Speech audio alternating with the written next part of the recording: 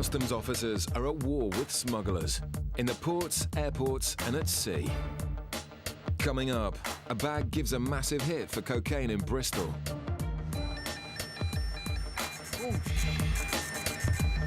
Pretty high. Surveillance officers eavesdrop on a cannabis gang. And he was actually arrested in Belgium with 63 kilos of cannabis in a light aircraft. And suspects in Gatwick who definitely aren't dog lovers. And one was suspected of involvement in a previous drugs importation, surgically inserting drugs into dogs in a Labrador.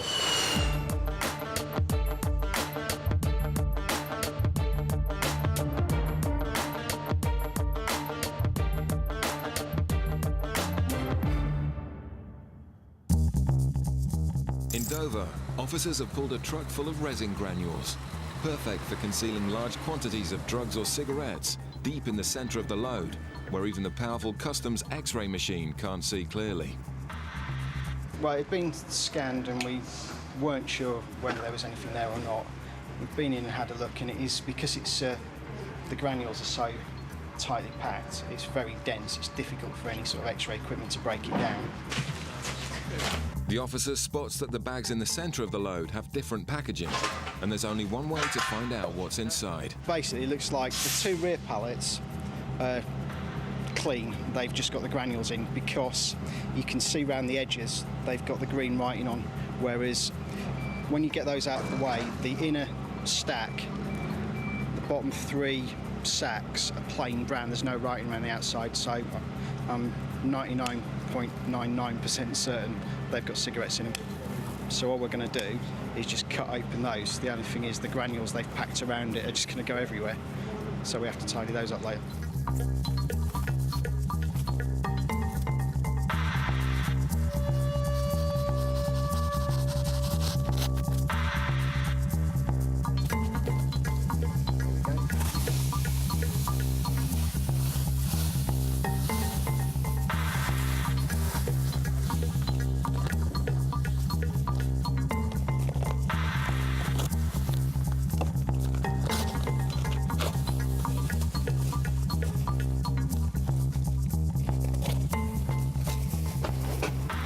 Hey presto, cigarettes. It's a sophisticated attempt to smuggle hundreds of thousands of fags into the UK, but thanks to this team's experience, it's failed. Makes it worthwhile, especially when you've got to go to a bit of effort to find it. And it looks like it's going to be exactly the same all the way down to the single pallets at the front, possibly. It goes as far as there. These ones dirty? Those ones are dirty, those ones are clean. 17 by 6 by 3,000. The front two, it looks like I've only got 3 bags, 3 dirty bags in each. So it's the equivalent of 17 dirty pallets. So it's 304,000. There you go. 306,000. Which means the smugglers have laboriously stashed over 15,000 individual packs. It's not actually that unusual. A lot of the Eastern Europeans, for some reason, quite often they'll be broken down into the packs of 20, but then sellotaped into carton sizes by breaking them down into smaller packages. Obviously, they can make it harder to find. It's always easier to find larger amounts than it is to find smaller amounts.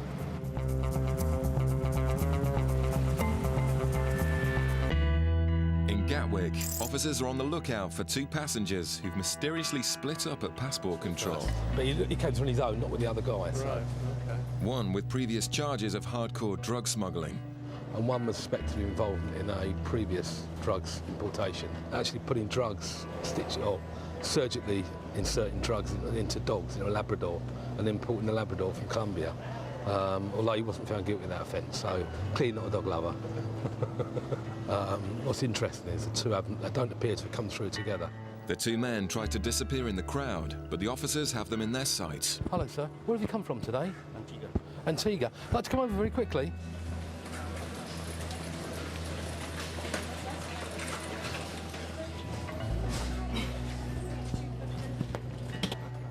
Both men are questioned to see if their stories match up. And what was the reason for your trip? Yeah. Well, to visit my mum.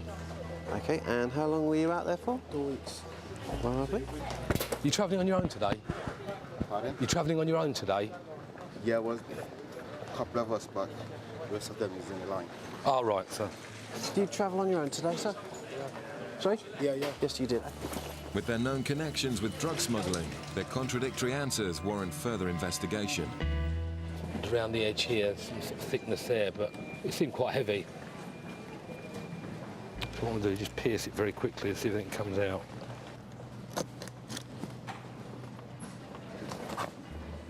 No, it's okay.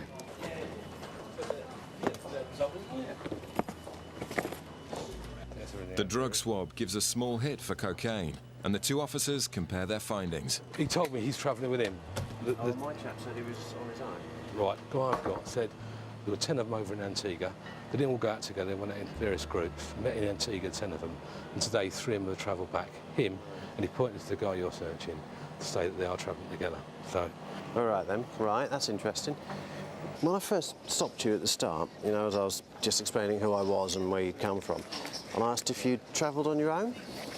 Now, my colleague just happened to be chatting out to another chap over there, and when we just happened to be out there at the same time, he said that actually this chap said he'd travelled with you. Yeah, we all together were moving on our own, but yeah. So when you said you travelled on your own, No, I think even if I'm traveling with probably a woman or kids or something like that. right? Okay, so but you did, Yeah, okay. no, it's But was it just the two of you? No, there's another one as well. Okay. Thank you. that's fair enough. I'm actually, apart from, I'm nicking a bottle of honey, but apart from that, I'm completely happy. You've got nothing at all, the guy I've got. He's not quite relaxed, actually. Yeah, so Not, are you happy? Yeah, Excellent. yeah. Finding nothing to justify a body search, Thank you for your patience. the two passengers are free to go. There's your passport. Have a safe journey home. Cheers. He seemed an all right guy. I mean, not nervous at all. More than willing for me to do the search. And because of his cooperation, he's got it done a bit quicker, actually. So you want to catch people with drugs, but at the end of the day, you don't want to catch innocent people. So there it goes. The war against drug gangs is also fought using undercover surveillance officers. In 2005, officers listening in on one smuggling plot picked up clues that another bigger importation was being hatched by 3 men. It was carried out over a period of about 6 months. Some fairly intensive surveillance on a number of people, which included Simon. Undercover customs officers put the suspects under continuous surveillance. The officers began hearing hints of what sounded like a major drug smuggling plot. Certain phrases were picked up by the officers while they were out on surveillance, and one of those was brave to do it, and the other was run. Run is a common term in smuggling parlance, one that we would expect to hear. Brave to do it really speaks for itself. The officers were waiting for any hint of the next stage of the plot. The suspect's intentions became clearer when they were followed to a meeting with a pilot. You saw the chap who turned out to be a pilot make a gesture with his hand. It seemed very much like a plane flying in, coming down low, and then taken up again. And this started to give us an idea of what was being discussed. Part of the surveillance took place in Etchin Hill a little while later, and on the seat of William's car there was a map of the surrounding area, and Simon, Paul and William went out looking over the fields. What we believe now was a sighting to try and find a suitable venue to drop the drugs off from the plane. But so far, all customs had was talk. They needed more concrete proof of what the gang were planning. The already intensive surveillance was about to step up a gear. Surveillance was carried out by aeroplane from Bournemouth Airport, and in fact what we had was an officer in a plane shadowing the light aircraft that the smuggling gang had hired. The plane drops down to what we think is about 100 foot off the ground, and then pulls up sharply and heads away again. And that was what we believe was a dummy run for the intended drugs drop. When you're conducting these operations, there's always the right time to actually knock something, to actually take it further. And the team here made a decision that they actually had enough material. But the officers in the UK were beaten to it when the pilot was caught red-handed with the drugs before he'd even left the ground. And he was actually arrested in Belgium with 63 kilos of cannabis in a light aircraft, which really confirmed our suspicions that they were intending to bring in drugs in a private aircraft. The smugglers' plan had collapsed, and worse still, they were about to be arrested. Two of the gang were taken out together, caught carrying a holdall and a box containing £400,000 in cash. The third man tried to hide out in a pub, but was tracked using his mobile phone and arrested. They were all found guilty at trial. Mr.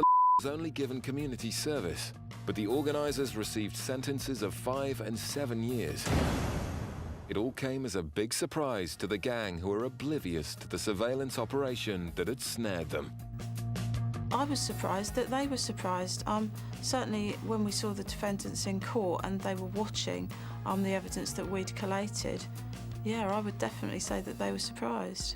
I think testament to the quality of the surveillance officers that we have. Still to come, a passenger in a shiny suit tries to make a sharp exit. There's a package within that. There's clearly something suspicious, so we need to just arrest him. Coming up, officers search a ship in Cornwall and find a smuggler's stash. The situation is that we think there are more cigarettes on here, and we are getting dirty, we are getting tired, we're getting upset. In Bristol, a plane from Banjul has just touched down. Officers are on the ground hoping to catch any drug smugglers, notorious on this flight. Banjul is a flight for us, really, which is produced for cocaine as well as a couple of cannabis seizures have been taken from it. Anything which doesn't look familiar or looks out of the ordinary, it could be anything. Just pull it off and pull over the passengers and see what's in the bags. The X-ray can identify drugs, tobacco and foodstuffs. But to find out exactly which, passengers need to be searched. Shows the round shows it was organic. It's, yeah.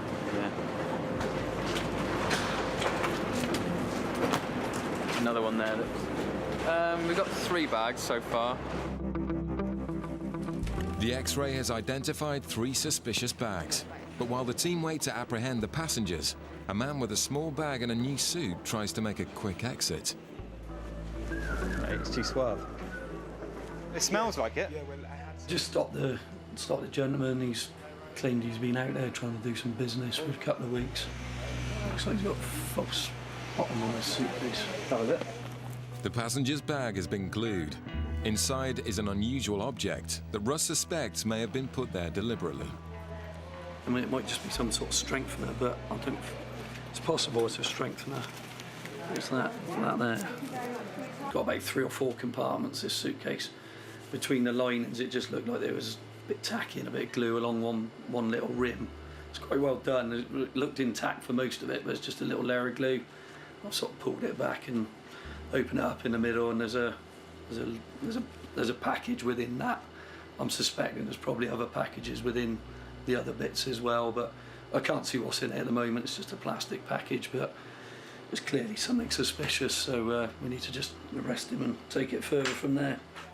Have you scanned it? The passenger is arrested, while Russ tries to determine what's in the suspicious bag. Just test it first and see what we get around there. What around? Do you want me to actually... In fact, it's glued as well. Just... There? What do you think it is, Russ? Could be anything. Just something on there, right, okay.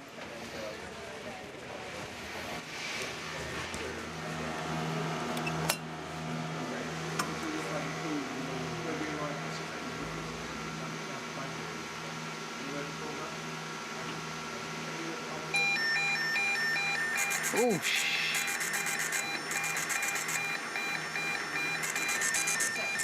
it's pretty high. The package within the bag has come up with quite a high positive trace for cocaine. It's possible there might be some other packages within that bag. I'm going to need to put in a call to our investigation team to see what they want to do with it from this point. Targeting the flight from Banjul has paid off, which is more than can be said for this man's attempt to smuggle cocaine, and his ordeal is far from over. In Cornwall, Customs Ship Searcher is on patrol. Skipper Colin gets a call about a Polish ship heading into Falmouth with a container of explosives being returned from North Africa. How much are we talking about here? A 20-foot container? Right, yeah, okay, we'll definitely be there, mate. No problem. It's a race to beat the vessel into port, just in case there are any smugglers amongst the crew. Yeah, we want to be there when it arrives, because that's sort of... they're either going to offload stuff very quickly and get it off as soon as they arrive, probably to shore crews or shore parties, or the other way of doing it is to take stuff off just before they leave, so they keep it in a deep stowage, deep hidden concealment, and then just bring it out at the last minute and get it ashore then. But the quick snatch and throw it over the side as soon as they arrive is quite a favourite one still. So if there is anything on there, we want to be there waiting for it. The Polish ship arrives in Falmouth to be greeted by customs officers who want to know why the explosives, originally destined for Libya, are now being discharged in the UK. And there it is. It's our... The suspiciously poor paperwork shows no name, but it turns out to be a legitimate cargo, which was rejected in Egypt and is being returned to Holland over land.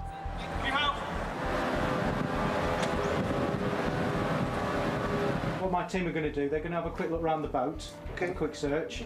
The mystery of the container has been solved, but the officers also want to rummage the entire ship for illegal cigarettes.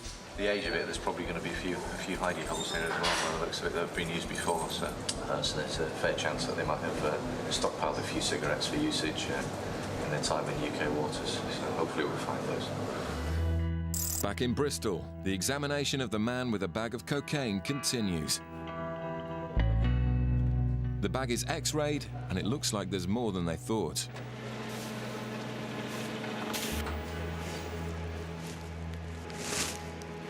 It's good when all this stuff we have works. That could be 3 kilos or more. Good job, Russ. But I did say I wanted that one. It's a serious haul of a Class A drug. And before Russ can transport the arrested man into custody, he'll have to be strip-searched. The only behavioural indicator that I spotted was him fiddling around in his pockets a lot. He is nervous. Yeah. You go from top to bottom? From bottom to top? I normally get to do the bottom first. Francis, we have been authorised to conduct a strip search of you because of what you're carrying in your briefcase. Not all smugglers act the same, but this man appears unconcerned by the seriousness of the crime. Okay, if you can remove your jacket and your belt to start with, please. I was just saying, actually, it's amazing how cool he is. To get what he could be possibly getting at the end of this, it's amazing how he's so cool. I mean, he hasn't even raised his voice or anything. He looks really cool. It's amazing, to be honest. You don't know, really. You don't know what they're feeling inside. If you was to put your hand by his chest, it may be a different story. But from the outside, he looks as cool as a cucumber. The officers also search the rest of his bags and find 2 passports in other names. Oh my God, that's got another one. Got another passport. The gentleman's in a significant amount of trouble at the moment, yeah. He'll be handcuffed, put in a car and taken to Weston-super-Mare Police Station. He's just sitting there very compliantly at the moment. Hopefully it'll stay that way when we take him to the police station. It's a great result for the officers, with over 3 kilos of cocaine off the streets and 1 more smuggler heading for some serious time behind bars. Customs officers are still searching the Polish vessel for any cigarettes being smuggled into the UK to be sold on the black market. Now, you declared 60 cigarettes? Yes, 60 cigarettes. Where are those 60 cigarettes to begin with? Put them there. That's your declaration, okay? Not a problem. Yeah. Do you have any more cigarettes? I'm not sure. I have 40 more. 40 cigarettes more. That's all? Yeah, that's it. Woody's finding signs that the crew aren't all as honest as they should be. Just open. There's 100. Have you got any more cigarettes hidden? You put on the form 200. There's 300. Got any more? No, 4 packets. I'm cabin smoke in galley smoke. Good. Have you hidden any more cigarettes in the galley? Yes. Where have you put them? No, sorry, It's only a small amount, but it's often a sign of bigger things to come. A lot of the time the captain doesn't know what the crew are up to. That's why the best areas to search are usually away from where the captain might go on a day-to-day basis. The captain wants to sail on, but searching the ship could take hours, although there's no evidence of serious smuggling so far. We got the initial details. I mean, potentially it was a great big terrorist problem. We had hints that it was going to Libya. We've managed to clamp it down to being a legitimate company, doing legitimate trade, which is basically what our work's all about, really. Sorting out the bad guys from the good guys. Just hang on a sec, he's shouting something. You found 10,000. Just as they're about to give up, they find a stash of cigarettes deep in the ship's hull. Cigarettes were found up on top of that ledge, behind some pallets. So this place here was locked. You need to go right round the back there and over the top, and there's 3 pallets there. You go behind the pallets. Who put them here then? Whose cigarettes are they? I don't know, I'm first man on board. You done his cabin? I've done his cabin. It's clear. Money?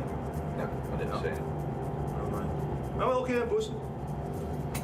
Santa Claus put them there, eh? Santa Claus? The bosun, we think, is the only man with the access to this area, but he's saying that everyone's got access to it, so we need to find out now who actually owns the cigarettes and who's put them up. The situation is that we think there are more cigarettes on here. Now, there's 2 options. We can stay here and find them, and we are getting dirty, we are getting tired, we're getting upset. Yeah. Or you can tell the crew to bring any more cigarettes to us. But they didn't have any. We have just found 10,000, Captain. And it's causing you a lot of problems if you don't get the owner for us and help us out by trying to find out if there are more cigarettes on here. Maybe you could have a word with the crew and tell them to find cigarettes for us. Or there will be problems with the company, and there will also be problems with the fine on the vessel. Yeah. Okay. It could mean a hefty fine if he doesn't cooperate. So the captain summons the crew to the mess deck and reads them the riot act in the hope of identifying the smuggler. No one owned up, and as the cigarettes were so well hidden, the officers decide not to fine the captain or the company. We came on board the ship for the explosives, but also to search it in case there was any more explosives, firearms. So we didn't actually expect to find any cigarettes. But there you go. It's just one of these things, you know. You don't expect to find things, but it's a lot like this job. If you don't look, you don't find. This smuggler's plan has failed, and the 10,000 cigarettes will now be destroyed. The cocaine smuggler in Bristol pleaded guilty and was sentenced to 9 years in prison. It turns out he's also wanted in Italy for a string of other drug-related offences.